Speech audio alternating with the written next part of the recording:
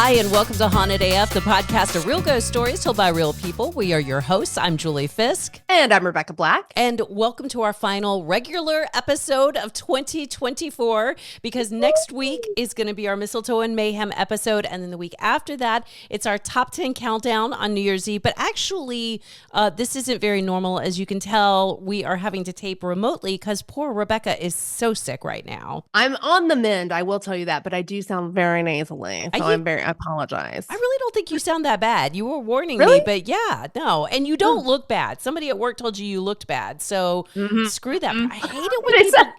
Why do people think it's okay to say that stuff? I don't know. Somebody was like, you sound better, but you look worse. Shut up. And you're an asshole. Yeah. I feel like if somebody says something like that, you are open to say whatever you want to say to them. I think I responded with, wow, none of the things you said were nice. Well, and then we chuckled.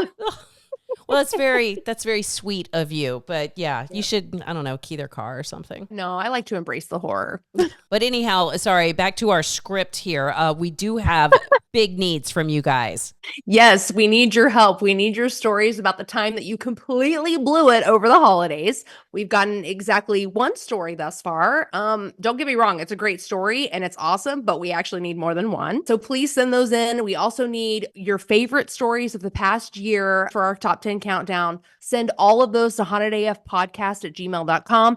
And since we are taking off all of January to do some podcast updates, this is the perfect time to become a Haunted AF patron. That's just $5 a month. You get all this exclusive content, patreon.com/hauntedaf. In fact, thanks to Jeffrey Lemicki, who just became a patron right before we started taping. And welcome back to Sean Elsass.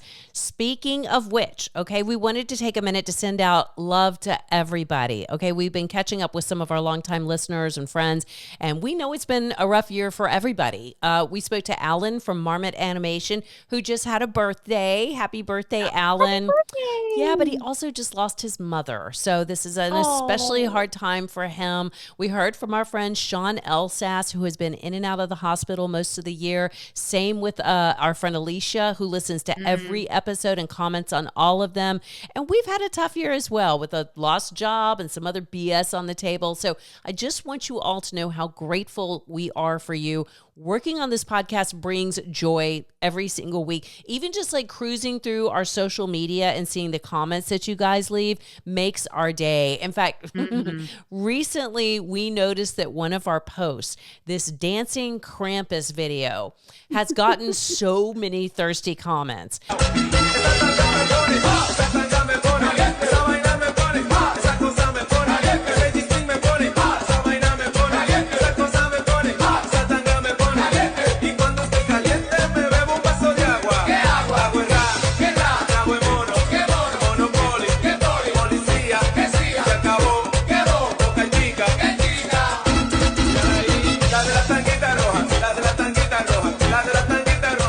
And somebody on there asked if there was any Krampus smut that they could partake in. And y'all, there were so many responses. Apparently, our listeners are already totally aware of Krampus smut. So I made Rebecca find some of the titles for us. And these are real, right? These are real absolutely titles. Real titles. And they came from Goodreads. If anybody uses Goodreads, it's like where people can suggest all kinds of stuff. And by the way, I am getting Krampus smut in all of my feeds now.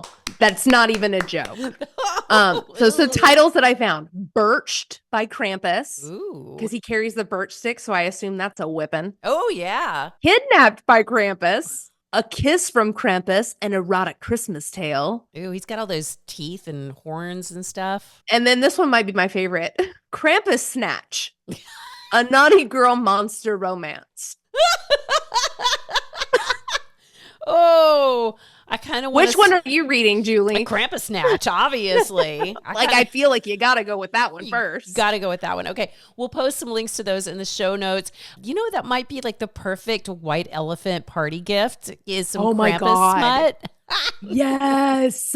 All right, so it's time to jump into our stories, and this one comes from our birthday friend. This is Alan from Marmot Animation. Hello, ladies. I've teased you with this for long enough, so I thought it was about time I sent you my ghost story. So back in the mid-late 90s, I was a struggling student and needed to make a few pounds, so I went to work at our local pub. It was an old 17th century coaching inn, so round about 300-400 years old at the time, and it had a bit of a reputation for being a haunted building. The landlady was a lovely lady, absolutely wonderful woman.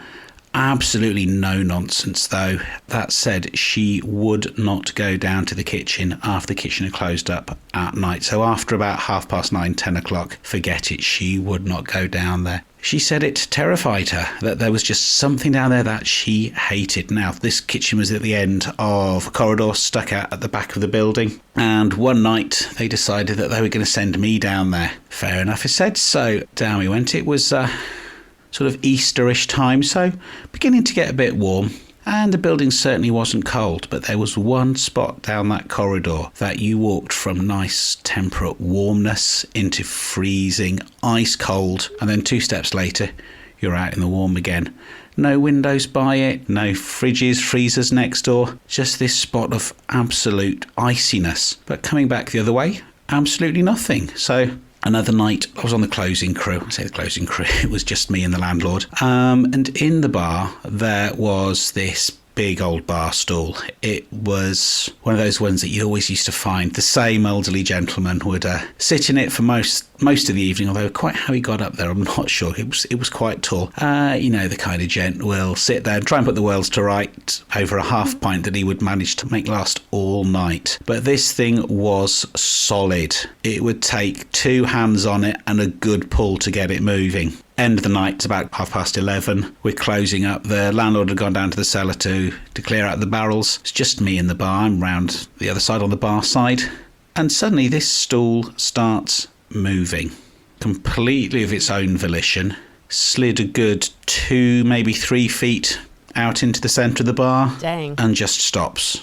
Yeah, I moved fairly quickly, I have to say. And the final one from said pub, it was mainly a pub, but it had function room at the back and had some accommodation upstairs, normally used by contract workers, construction workers, electricians. This particular night, though, we were empty. We had no guests, no visitors staying. So we knew the upstairs was empty, no reason for anybody to be up there. So one night I've got a busy bar ahead of me. We're not quite 3 deep at the bar, but it's kind of feeling that way. It's nice, steady flow of customers coming through, and I'm pulling pints left, right and centre, diving down into the cellar occasionally to change a barrel. So this particular night, I'm stood by the bar, and as I'm moving between the 2 bars, I flick my eyes through the door just in time to see a figure climbing up the stairs. Didn't get much detail other than, and I know it's a cliche and I'm truly, truly sorry, she appeared very grey. But I thought, that's odd. Shouldn't be anybody up there. So I went up, absolutely nothing. So that was odd. I know for a fact that a lot of the housekeeping staff would not go up there when it was empty, and I'm beginning to see why. So anyway, that's my ghost story. So keep up the good work, ladies. Oh, thank you, Alan. It's so nice to hear his voice. I know. I miss him. We didn't hear from him for a while. All right. This next story comes from Sam. Hello, ladies. On the way to work this morning, I was listening to the episode about the lady who stayed the night in the Lizzie Borden house. Yes. I was really into it and deep into thought when out of nowhere, something hit my windshield very hard. The highway I was on was very open, nothing above me, and there were no cars in front of me. Whatever hit my windshield left a round crack larger than a quarter, and it's pretty deep. After that, I had to turn off the podcast and listen to some lame talk show. I think I was being haunted AF. Oh my God. Girl, we promised we would never throw rocks at your car, though. Never. I promise. Never. You know, speaking of the Lizzie Borden house, has anybody following this craziness that's around the Conjuring house lately? Did you see this, Rebecca? I haven't. Okay, I'm going to post the links to the stories in the the show notes. But you can also go to Jason Hawes' Facebook page for the update. So he's the ghost hunter guy.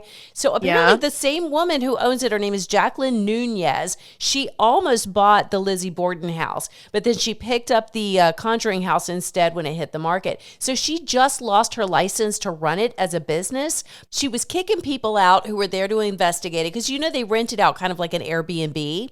Right. Yeah. So she would just say, like, the spirits don't want you here. And she would kick people out. And then she started firing the people who worked there. And she said the ghost of the original owner told her that one of these guys was stealing stuff. So Jason Hawes from Ghost Hunters is involved because his daughter, Satori, worked there as a medium. So if you've ever watched, there are these Sam and Colby videos on YouTube where they stayed at the Conjuring house. They've had like several million views. So if you've watched any of those, you've seen Satori. And then just in the past few weeks, authorities were like, we're not going to renew this license for lots of reasons. But even the fire marshal was like, look, you don't have proper sprinkler systems in here to be hosting guests, meaning she shouldn't have anybody out there. And now she's supposedly stalking Jason Hawes because he's been calling attention to all of this. He had to get a restraining order. Go check all of that out. I just think it's amazing that it's like this Conjuring house thing just keeps on giving. Okay, but there's a part of me that's like, should we start getting concerned when maybe like more sinister things start happening there? If you look on Facebook, on Jason's page, a lot of people are worried about, like, is she going to burn the house down? Is she going to... or do something worse? Right, because like you said, it seems to be escalating a little bit. But yeah, we'll put all the links so everybody can keep up with it. Smoky clouds coming through from the afterlife just for you. So tune in, don't sleep, it's the dead man off awake. It is so great!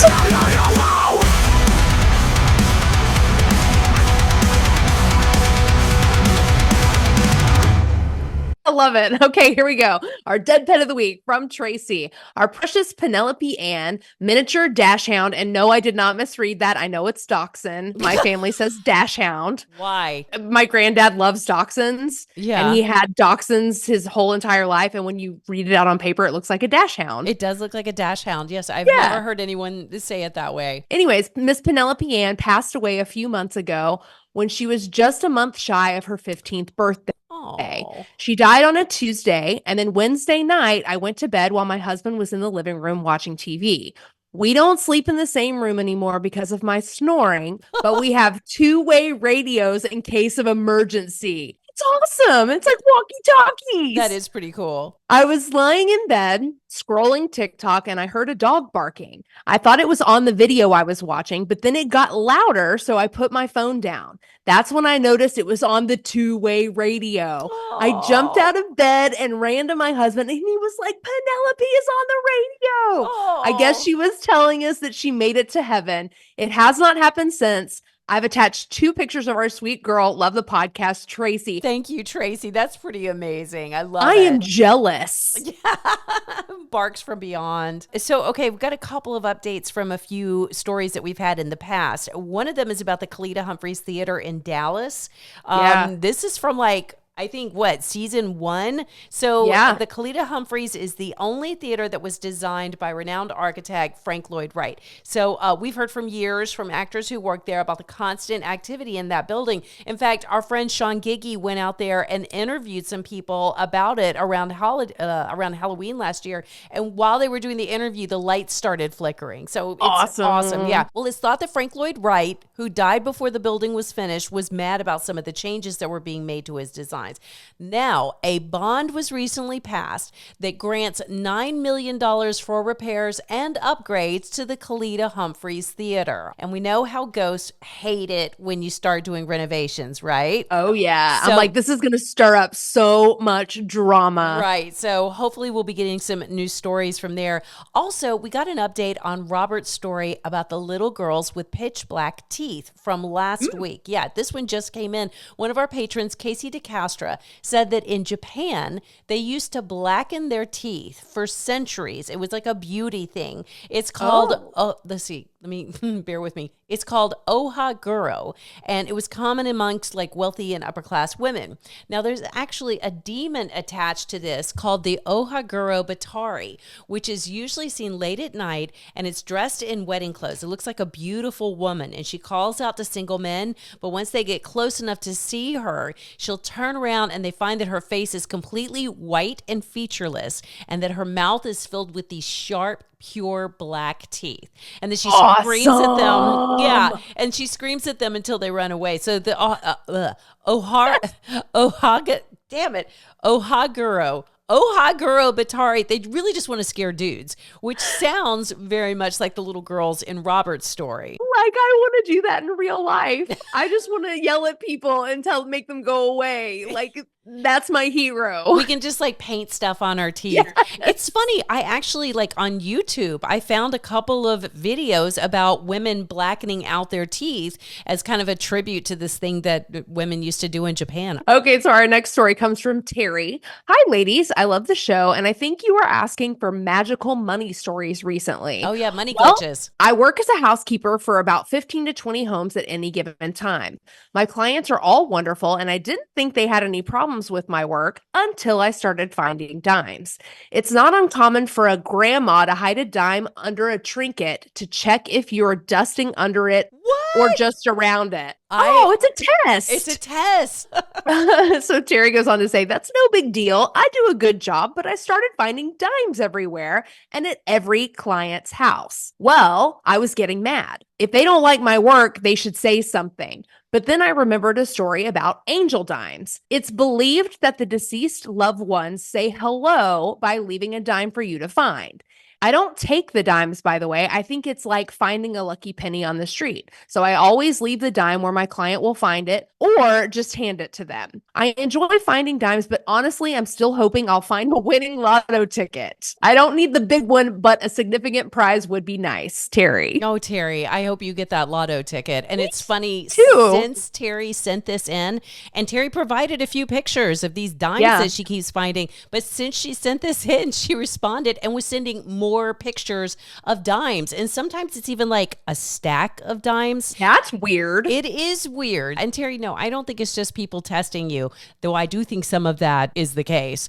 So before we go, guys, I did want to share a gift idea with everybody. If you are shopping for someone who is creepy, or if you're creepy, and you're listening to this podcast, so you clearly are, but I was looking for brooches recently. I was looking at antique brooches and I fell down a rabbit hole of something called mourning jewelry. Have you ever heard about this stuff, Rebecca? No. So this was in like the 16th, 17th, and 18th century. So when people would pass, they would leave money to make mourning jewelry. And then they would even specify who it's going to go to. Like, I want my wife and my daughters to have some mourning jewelry. And then they would take these photos and make brooches out of them or rings.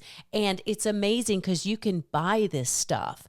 And sometimes it's not even that expensive. I was finding stuff on Etsy that's under $100. When I first started looking at it, it was like, you know, older people, grandmas, grandpas, their pictures in these brooches and pendants. But then there were tons of kids. And apparently part of the reason, that they started making this stuff is because the infant mortality rate was so high back then. Then there were some, it would be like a mother and a daughter together. And there was two sisters. And I'm like, what happened here? And in any of the places where you can buy them, they don't have explanations of who these people are. But then one step beyond that, they started taking locks of hair from the deceased and then making jewelry out of that. So I found one ring that looked beautiful. It had their initials engraved on the front and it looked like it was all gold. But then you realize that they had taken this blonde hair and very intricately woven something to go around the back of the band. And you can buy this stuff, Rebecca. It's amazing. Or sometimes they'll take the hair and they'll make it like a floral design and then put it inside like a locket. Clearly, I was fascinated by all of this. It is beautiful, but it's also so morbid. And I'm just like, so if somebody gave you something that had a person's hair in it. Would you be able to wear that? Like, that feels really freaking haunted, right? I think it does because you can actually like still see what it is. Like it's like basically a body part of someone. But I gotta tell you, I asked my nieces something very similar to what you're talking about. Did you know that when you die, you can have your body like turned into a diamond? I've heard about that. I asked my nieces, I was like, how about I just cremate myself into a diamond and you guys can have like jewelry of me? And they were like, yeah, okay, that sounds awesome. Like they're completely on board with the idea of wearing me around forever. I mean, it's not a bad idea. It's not. I told James I'm going to fatten him up so that I can make a really nice diamond when he's gone. The thing is, though, like, what if you lost it? What if, I know. What if you were like wearing, someone you loved on a necklace or something and you got mugged? And could you be haunted that way? And what happens 50 years down the road when you're gone and nobody knows anything about you or whatever? Like, what happens to that diamond? That's a good question. I mean, and not that it's any worse than being buried in the ground or burned up. Like, it's all really morbid. Super morbid and super weird. But I'm like, I don't know if there's a way that you can tell after the fact, like, oh, this isn't an actual diamond that comes from like Africa. This was a person. This was a human. Yeah. Would it be like when they take the little eye thing Yes! and they're like, oh, hell. They see Rebecca's head floating in those carrots. It's me, bitches. We need to find a link to that because that's pretty fascinating. And it's the next step in mourning jewelry. Like, I'm telling you, it is. It's the new modern mourning jewelry. Yeah, that or you end up in like an urn at Goodwill or something. That's always happening. Yes, that will happen to me. I guarantee it. All right, you guys. If you've been wondering what to get us for Christmas, no mourning jewelry though. No mourning jewelry. No mourning jewelry. Yeah, that's right. We don't want your family members' body parts and hair and teeth and such. We have some ideas for you, so don't worry. You could start by just leaving us a simple 5-star review on Apple Podcasts. Yes, please. You could subscribe to our YouTube channel. Yes. So if you're watching it, you can go click that little subscribe button right now. If you have an extra $5 laying around, you could also head to patreon.com/HauntedAF for all that exclusive content. And if you want to get us a little stocking stuffer, tell us what your favorite story is of 2024 so that we can use it on our top 10 New Year's Eve countdown. Yes, please, very much. And we need your stories about ruining the holidays for our Mistletoe and Mayhem episode next week. We're going to be discussing all the horrible things that have happened on Christmas Day over the years, but what we really want to hear are your stories about doing something really stupid or, your mom or dad, whatever. Send all of those and your scary stories and freaky dreams to hauntedafpodcast@gmail.com so we can use them in 2025 on Haunted AF.